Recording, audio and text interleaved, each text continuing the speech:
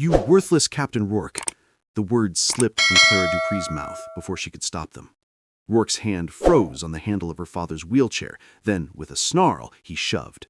The old man lurched forward, the chair striking the edge of the courthouse steps in the heart of New Orleans. The crowd gasped. Time seemed to hold its breath until one name cracked through the humid air like thunder. Malik Dupree, jazz musician, local legend, son of the man in the chair. His return wasn't for fame or a show, it was for a reckoning. Rourke's face went pale, the crowd murmured, and in that thick Louisiana heat a question rose, heavy as the air itself. Do those in power serve the people or themselves? The Orleans Parish Courthouse sat like an ancient cathedral to law, columns cracked by time, flag hanging limp in the muggy air, marble steps polished by generations of tired feet. Across the street, streetcars rattled and food vendors called out through the steam of gumbo pots. It was a city of music and ghosts, laughter and loss, hope always trying to outsing grief. Samuel Dupree had lived through all of it. At 70, he wore his faded dockworker's jacket like armor, the patch on the sleeve half torn but still stitched with pride, Local 241. His hands were knotted with old labor and injury, but his back stayed straight. He'd given the city his spine, literally, when a crane cable snapped in '89, pinning him from the waist down. The wheelchair had been his constant since then, but Samuel never saw himself as broken. That morning, he wasn't at the courthouse for himself. He'd come to witness for his neighbor, an undocumented carpenter named Luis Ortiz, accused of theft when he'd simply reclaimed unpaid wages. Clara, Samuel's daughter, a schoolteacher, had promised Luis's wife they'd stand with him. Captain Rourke, mid-40s, red-faced and barrel-chested, was the kind of cop who thought a badge made him a king. His hair was cropped sharp, his jaw locked in perpetual contempt. The sweat stains on his uniform looked like bruises spreading from the inside. When Samuel rolled up the ramp, Rourke's lip curled.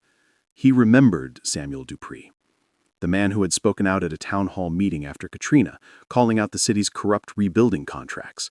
Rourke had been in that room, humiliated by the old man's calm voice. Now here he was again. "Hold it," Rourke snapped. The line of citizens shuffled uneasily. "Morning, Captain," Samuel said, voice even. "Just here to observe. You think you can skip line 'cause of that chair? I waited my turn." Rourke stepped closer. His breath reeked of stale coffee and resentment. "You people always think rules bend for you." "I fought for those rules," Samuel said quietly. Rourke's hand clamped down on the chair's handles. "Respect's earned, old man, not wheeled in." And he shoved. The chair jolted, wheels clattering over uneven stone. Samuel's hand slipped, the motion sending him crashing sideways. The crowd cried out. His hat tumbled off, skittering down the step. Silence swallowed the plaza. Nobody moved. Nobody dared. Clara ran forward, heart hammering. "Daddy!" She knelt, lifting him, her voice shaking but defiant. "This your law, Captain? Knocking down old men?" Rourke stood over him, eyes flat. "You shouldn't have come here." Then, commotion at the curb. A car door slammed. Footsteps struck pavement with purpose. The crowd parted, whispers rising. It was Malik Dupree, fresh off a tour, trumpet case still slung over his shoulder, his frame broad from years of hauling instruments and grief alike. The city knew that face. He'd turned the pain of New Orleans into music. But what walked toward Rourke now was not a musician. It was a storm.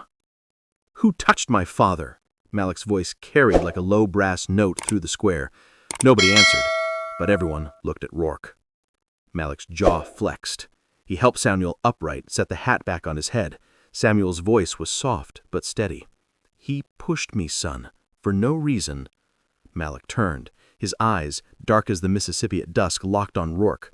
The captain smirked. "What, you gonna sing me a protest song?" Malik took one step forward. "You already out of tune." The air shifted. Police radios crackled. Reporters lifted phones. Live streams began. "Step back," Rourke barked, hand twitching near his baton. Malik didn't. He'd spent years mastering control, the rhythm of music, the rhythm of breath. Rourke swung. Malik sidestepped, catching the captain's wrist mid-arc, just twisting just enough. Dropped the baton without breaking bone. It hit the pavement with a dull clang that sounded louder than thunder.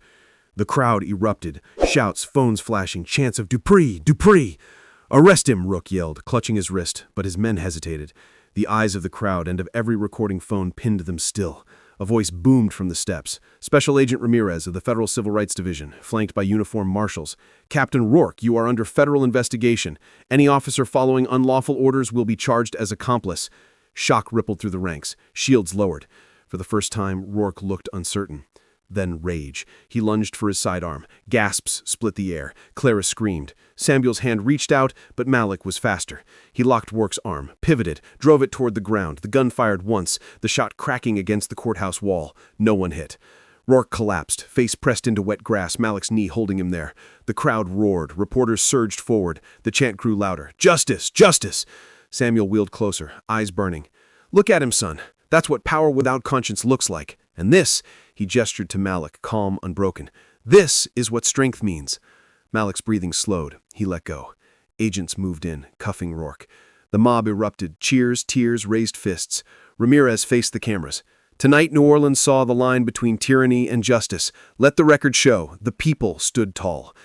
Malik knelt beside his father. You taught me that rhythm, Pops. Samuel smiled faintly. Then play it loud enough the city remembers. And for a moment, amid sirens and shouting, the city did remember. Its pain, its pride, its promise. Before the next flash of blue light reminded everyone that the fight, like the music, was never really over.